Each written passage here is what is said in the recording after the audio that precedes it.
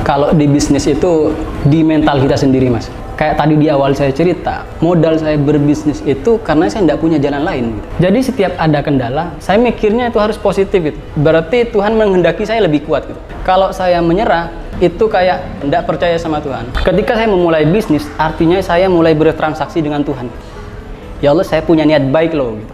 Ini saya mau buka usaha, niat saya begini.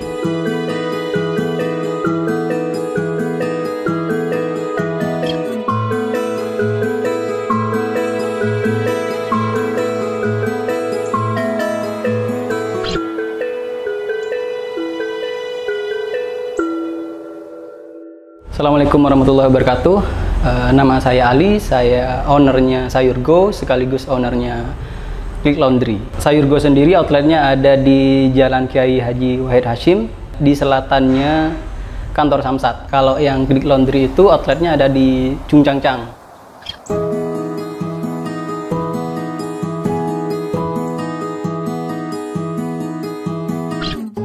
Jadi sebenarnya usaha ini dua-duanya itu nggak ada yang ke plan, Mas. Pertama, saya mundur sedikit. Saya itu nggak ada basic bisnis atau entrepreneur, nggak ada. Saya itu sekolah itu ya akademisi. Gitu. Orang tua saya itu kurang mampu membiayai sekolah saya, sehingga saya itu dari kelas 4 SD sampai SMA itu dibiayai yayasan panti asuhan. Nah, habis itu baru saya itu kuliah. Nah, waktu kuliah ini dari orang tua itu nggak ngebolehin. Karena bapak saya itu bilang, kalau bisa jangan keluar. Karena kalau kuliah di luar, itu bisa dibilang pasti saya tidak mampu biayai. Kalau sekolah di sini, insya Allah saya bisa. Nah, cuman waktu itu bilang ke bapak, kalau tidak kuliah keluar Madura, saya itu mending kerja aja. Gitu. Jadi, saya itu akhirnya ya cari solusi pakai bidik misi itu, Mas. Akhirnya saya kuliah di Surabaya, itu selama 1 tahun. Gitu. Nah, habis itu setelah 1 tahun ternyata kuliah nggak cocok, akhirnya ketemu bisnis gitu. Wah, kok kayak enak bisnis itu. Nah, akhirnya saya tuh 1 tahun itu, semester 3 tepatnya itu saya sudah di dalam pikiran saya itu udah mutusin kalau kuliah ini nggak bakal lanjut gitu. Nah, sejak itu saya mulai latihan bisnis. Belajar. Saya tuh punya tekad, saya coba dulu. Saya ini benar masuk bisnis itu karena punya bakat atau karena nafsu aja gitu. Jadi saya coba dulu. Saya gagal terus selama 2 tahun, itu beberapa kali. Dan saya semangatnya nggak berkurang, Mas. Jadi saya putusin berarti saya bakat. Karena bisnis itu modalnya menurut saya itu bukan modal uang, tapi modal tekad, modal gigih. Nah, semester 6 baru saya itu berani pulang dan pamit mau berhenti gitu. Nah, otomatis orang tua saya kaget, Mas, karena nggak ada ancang-ancang sebelumnya gitu. Tiba-tiba saya itu pamit, saya mau berhenti kuliah gitu. Itu bapak saya itu seumur-umur nggak pernah nangis, Mas. Nangis di depan saya, Mas. Gitu. Bapak saya itu bilang, kamu yakin gitu. Bapak saya itu mikirnya takutnya saya itu ada masalah. Cuman saya bilang, kalau bapak maksa saya kuliah, saya mau berangkat kuliah lagi. Tapi bisa dipastikan kuliah saya nggak serius. Tapi kalau bapak kasih saya ridho buat memulai usaha, saya pastikan saya akan serius gitu. Jadi bapak saya itu menyerah di situ, Mas. Gitu. Cuman bapak saya bilang gini, kamu itu mau usaha apa? Usaha itu kan butuh modal.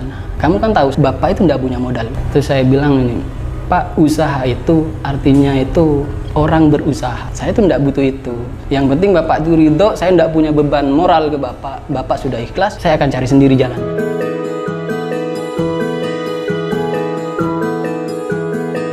Jadi saya itu kan menganalisa, usaha saya itu harus punya usaha yang bisa puluhan tahun ke depan itu tetap eksis. Awal-awal saya itu coba es krim. Es krim itu berjalan 3 bulan, berhenti. Habis itu saya pusing kan, karena nggak ada option lain. Itu kenapa saya berhenti kuliah, karena saya itu pengen nggak punya option lagi. Kalau saya punya ijazah, kemungkinan ketika gagal-gagal saya akan mungkin cari kerjaan kantoran. Nah, itu karena nggak punya opsi, saya pasti harus berjuang di situ, gitu. Maju atau menyerah gitu. Nggak ada opsi lain. Gitu. Nah, terus habis itu saya tanya ke ibu, kalau kebutuhan dapur gimana? Gitu. Karena analisa saya kebutuhan dapur itu kan pasti pokok. Kalau punya bisnis di situ kemungkinan bisa sustain gitu. Akhirnya saya ke Malang ke sepupu saya itu dia punya jualan ikan lah gitu. Saya ke Malang itu mau belajar 3 hari, diajakin pulang, diajakin jualan gitu. Cuman pas dibawa ke sini ikannya tidak sama gitu. Itu pas nyampe di sini saya kasih ke ibu, ini loh Bu cakalannya gitu. Ibu bilang ini tidak laku di sini gitu. Jadi saya langsung gagal di situ gitu.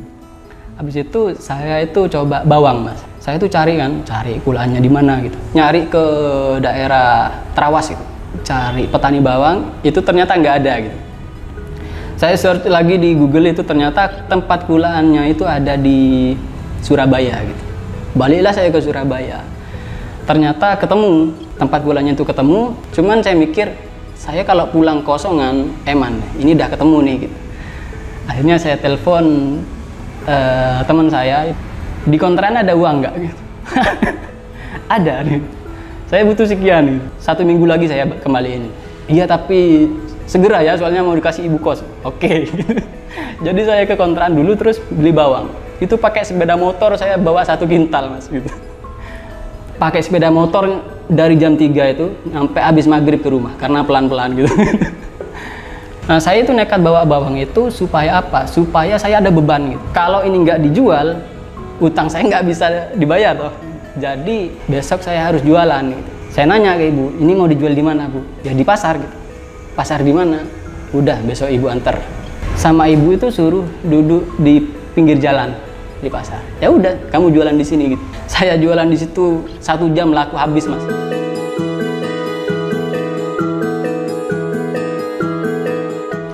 Nah habis dari bawang itu saya buka laundry. Nah buka laundry itu berjalan selama 2,5 tahun. Modalnya semuanya ngutang. Awalnya saya kira 20 juta cukup, ternyata hampir 3 kali lipatnya gitu. Sudah berjalan sampai 2,5 tahun. Nah bawang itu dilanjutin sama bapak saya tadi. Jadi saya tuh masih ngejalanin laundry, tiba-tiba saya kepikiran kulak bawang lagi. Saya kulak bawang itu sampai 3 ton kalau nggak keliru. Jadi saya main uang lagi, habis itu yang bikin saya harus gulung tikar. Akhirnya laundryan saya itu kejual Mas. Laundry bangkrut, saya benar-benar ke pressure waktu itu. Utang masih ada, saya tinggal di rumah mertua, anak ada gitu. Habis laundry itu kejual, nganggurlah saya 3 bulan gitu. Selama 3 bulan itu saya banyak refleksi lah, apa ini teguran gitu. Karena saya awal-awal itu mikirnya kalau bisnis itu hitung-hitungan Mas. Kalau kita berusaha, berhitung, kita akan dapat. Kalau kita nggak berusaha, kita nggak bakal dapat. Nah itu mungkin teguran dari Tuhan gitu. Seakan-akan Tuhan itu bilang, energimu dan pikiranmu itu tidak akan bisa menghasilkan gitu. Rezeki itu dari saya gitu. Maka saya itu menyerah waktu itu. Udah frustasi, saya itu di hati bilang, ya Allah saya sudah nggak mau mikir lagi. Saya nyerah. Selama 3 bulan itu saya ngelihat mertua saya itu bawa belanjaan gitu.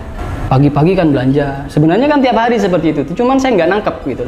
Saya duduk, ya, mertua saya datang bawa belanjaan, repot-repot gitu kan. Saya baru kepikiran, kayaknya kalau belanjanya orang saya antar ya orang seneng gitu. Nah mulailah saya itu kepikiran bikin IG, namanya Ngasal. Sayur gue itu ngasal sebenarnya, ya sepenting ada dulu, kita cek dulu gitu. Nah habis itu, karena modal saya itu cuma saya bisa ngepack gitu Mas, dari laundry kan saya bisa ngepack stroller gitu bisa. Belanjanya mertua saya itu saya pack. Mertua saya belanja, saya bawa ke rumah dulu, saya packing, saya foto, taruh di postingan itu. Habis itu saya taruh dapur lagi. Nah dari situlah kemudian muncul order. Sekitar 2 minggu baru ada orang order Mas. Itu pun saya sampai apa ya? Sebetulnya saya tidak berharap sayur go itu jadi usaha saya gitu. Cuman takutnya ini salah satu petunjuknya gitu. Makanya saya kerjakan. Terus habis itu ada order 1 orang.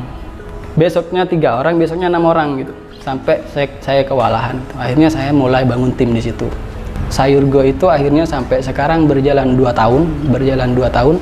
Itu alhamdulillah sudah bisa buka outlet.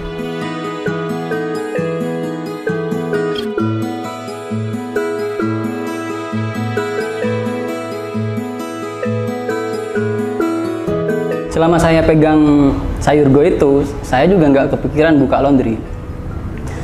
Nah cuman saya tuh punya adik cowok. Nah itu baru lulus kuliah dan lagi pusing cari kerjaan juga gitu. Nah waktu itu lagi musim hujan dan kebetulan di Pamekasan itu lagi banjir. Saya jadi keinget lagi, langsung ajak adik saya, yuk ngopi warkop yuk, ngopi lah gitu. Mau kerja enggak? Ya yuk, apa aja tak kerjain, karena lagi bingung dia mas gitu. Oke, ayo kita buka laundry. Buka gimana? Ya udah buka aja dulu. Sekarang kan lagi musim cuci spring bed. Itu saya posting di Sayurgo, karena modal saya itu Sayurgo gitu. Itu langsung 4 order.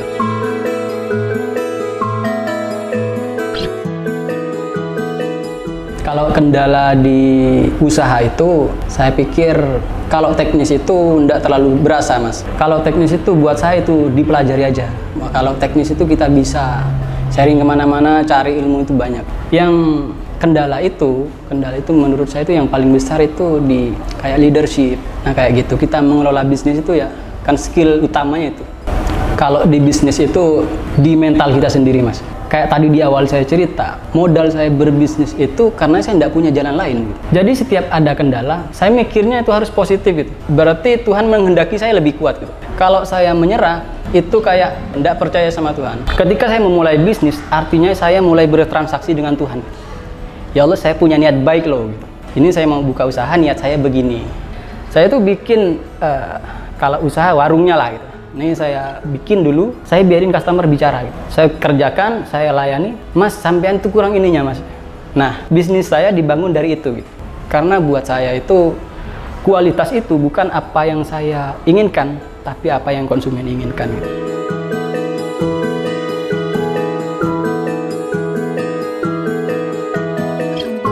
Saya itu mas, punya misi lah gitu, buat diri saya sendiri. Saya pengen jadi orang yang bermanfaat untuk orang lain gitu. Makanya karyawan laundry saya dulu waktu Wardah Laundry itu sekarang sudah buka laundry sendiri.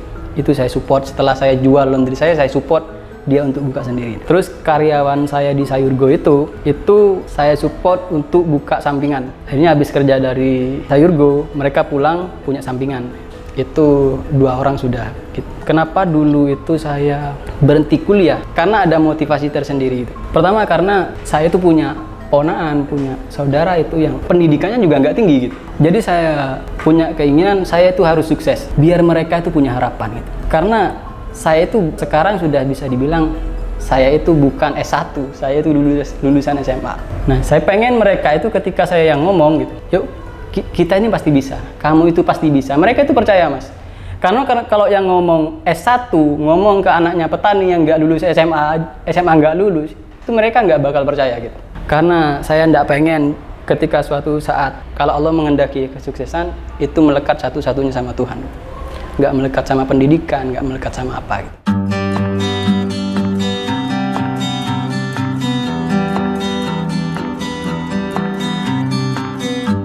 Kalau Klik Laundry itu tidak mulu-mulu mas. Saya itu sebetulnya Klik Laundry itu awalnya kan memang iseng-iseng lah gitu. Jalan syukur, jalan enggak. Cuman ketika dijalanin itu pasti serius lah. Karena itu adalah juga wadah untuk melatih adik saya.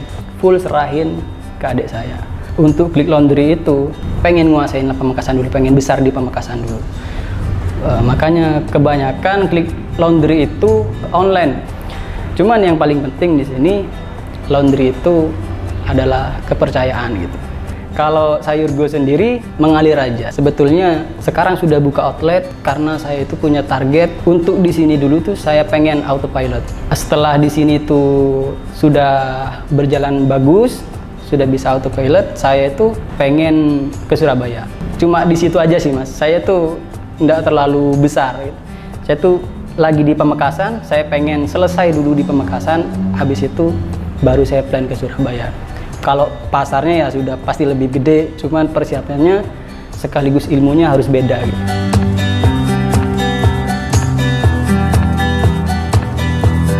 Kalau jadi pemain di usaha itu mas, kita itu akan terbiasa dengan rasa sakit. Apapun itu, karena makanan kita itu rasa sakit, masalah, sehingga kadang kalau nggak ada masalah malah kita boring gitu. Orang yang terbiasa dengan rasa sakit itu biasanya hidupnya bagus. Bagusnya gini, kalau ada masalah dia nggak kaget. Apa sih masalahnya? Ya sudah, biasa aja gitu. Ayo kita selesain.